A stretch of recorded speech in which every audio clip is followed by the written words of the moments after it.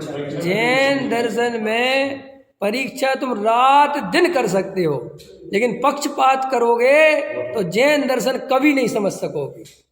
अगर तुम ऐसा पक्षपात रखोगे कि ये पंडित जी का लिखा हुआ है इसलिए इसको हम नहीं मानेंगे, और ये आचार्य का लिखा हुआ है इसलिए हम मानेंगे, समझ में आया, और ये 2000 वर्ष पुराना है इसलिए मानेंगे, और ये अभी लिखा गया इसलिए नहीं मानेंगे, ये जैन दर्शन में कहीं ऐसा लिखा हो कि ग्रंथ को इस तरीके से मानना या पढ़ना, तो जो कहो वो हार जाऊंगा।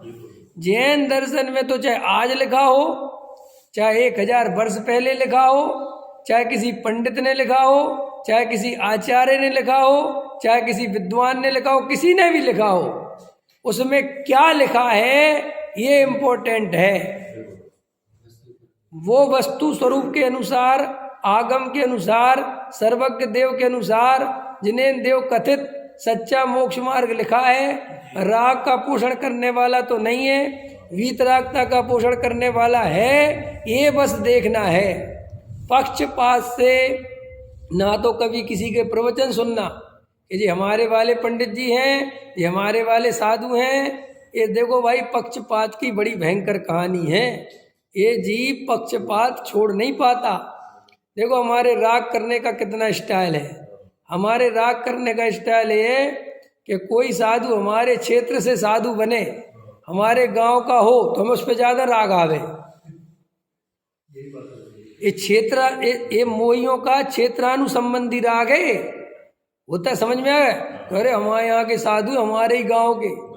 अभी मेरी कल परसों एक पार्टी आई थी, तो मैं उससे पेमेंट लेने गया, तो मैंने कहा अरे तुम्हारा वो छतरपुर, अरे बोले जी हम बागेश्वर धाम वाले के लागे के हैं, समझ में आया, वो हमारे यहीं हैं, हमारे ही महाराज है। अब देखो हमारे हो गए, जबकि वो जैन था। अब लेकिन वो क्षेत्रवाद राग जग गया, बोले हम देश विदेश में फेमस हो गए उनके कारण, समझ में, हमारे इलाके को हर कोई जानता है, ट्रेन चलने लगी है। तो अब ये समझ गए ना, माने वो राग हम कहाँ कहाँ किस रूप में, कभी कभी कुल गोत्र का राग होता है, जैसे हमारे कुल गोत्र का कोई साधु बन जाए तो उससे विशेष राग, हमारे खानदान के ही हैं, चाहे भले ही भी नंबर 2 के काम कर रहे हो, नंबर 2 के काम कर रहे हो, लेकिन हमारे कुल के हैं, वो बढ़िया है। ये कोई तरीका है? जैन दर्शन में ऐसे राग करने की परमिशन नहीं है। क्षेत्र का राग, द्रव्य का राग, कुल का राग, जाति का राग, समझ में आया कि नहीं आया? ये सब नहीं चलेगा, भाई भतीजावाद नहीं चलेगा, समझ में आया? जैन दर्शन तो वीतरागी दर्शन है। यहाँ तो आदिनाथ मारीची के पक्ष में एक शब्द नहीं बोल सकते, जैसा वस्तु का स्वरूप है वैसा बोलना पड़ेगा, तभी आदिनाथ हम तुम्हारी पूजा करेंगे। अगर आदिनाथ कहते कि मारीची बनना तो 24वां है, और आदिनाथ कहते स्वधर्मेंद्र से कि एक काम करो, कुछ व्यवस्था करो यार, इसको भी दूसरे नंबर का बना दो, है? ये कोई तुम्हारी कांग्रेस बीजेपी नहीं है, ये कोई राजनीति नहीं है कि भतीजावाद परिवारवाद, ये नहीं चलता। यहाँ तो जिन शासन है, वीतरागी शासन है। अगर मेरा खुद का बेटा मिथ्या दृष्टि है और उसे अनंत भव में रुलना है तो मैं कुछ नहीं कर सकता। आदिनाथ केवल ज्ञानी परमात्मा बन के बैठ गए, क्यों? तो उनके केवल ज्ञान में भरत और बाहुबली की लड़ाई झलक रही होगी कि नहीं है? तो क्यों उनके पास स्वधर्मन था कि नहीं समूषण में? तो स्वधर्मन तो बिल्कुल उनका खास आदमी, बिल्कुल रोज का काम करने वाला। कहते सुन थोड़ा, मैं थोड़ी देर रुक जा, प्रवचन रोकता हूँ, है इधर आ, क्या है वो, ऐसा कर, इधर जा, मेरे भी दोनों बेटे लड़ रहे हैं, समझ में आएगी ना? उनको समझा के आ, करा ऐसा, और ऐसा करें तो मेरे सब देव रहेंगे। अरे भाई यही तो जैन दर्शन है। ऐसे रागी देसी देवताओं के धर्म में होता है कि इनको राग जग गया, उनको राग जग गया, ये हो गया, भगवान दौड़े दौड़े चले आ रहे हैं? हमारे यहाँ कोई भगवान दौड़ मोड़ के नहीं आते, लेकिन खबर तो नहीं है। एक भजन आया था बहुत पहले, कभी राम बन के कभी श्याम बन के चले आना, प्रभु जी चले आना। तो जैनियों को चैन नहीं पड़ी, उनने कहा यार इनके सवेरे भगवान आए जा रहे।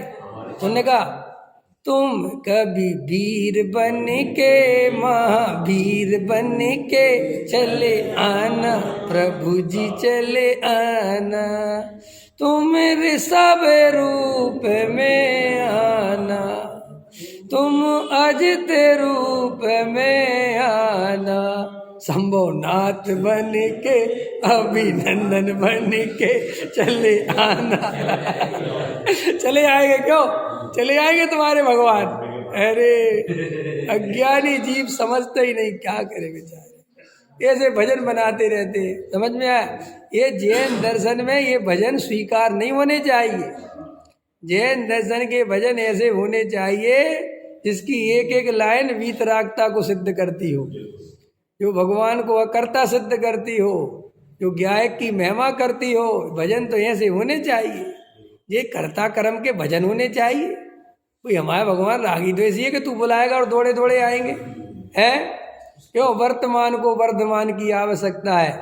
वर्तमान को वर्धमान की आवश्यकता करते हैं कि भगवान महावीर के तत्व की आवश्यकता है।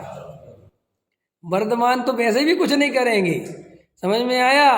उनका तत्व ज्ञान अगर वर्तमान में तुम दे सकते हो तो दे दो, वो तुम्हारे पंचम काल को दुख से थोड़ा बचा सकते हैं, वे मोक्ष मार्ग में लगा सकता वो तत्व ज्ञान।